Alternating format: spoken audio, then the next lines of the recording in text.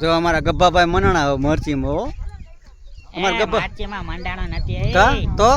હા ખાલી જોઉં છું કેવી રીતના ઉગે છે ઈ છે એવું હતું હા અમે વાંચી નીકળે ને ઘરેથી તમારા ગબ્બાભાઈ કે બધાએ માંડવી જ વાવી છે કે મેં મોદી કાકાએ તો સરકાર દીધી સૂટ દઈ દીધી છે એ કે બધે ગાંજો વાવવાનું ચાલુ કરી દો એ કે આ માંડવીમાં કાંઈ વળશે નહીં તો હારું ને આપણે જેથી વાડી લેવી છે ને તેથી સારે સેટા ગાંજો જ વાવવો બાકા જીકી જ બોલાવવાની છે આપણે જેથી વાડી લેવી ને તેથી બરોબર ને માંડવીમાં હું અહીંયા પાલો ભેગો થાય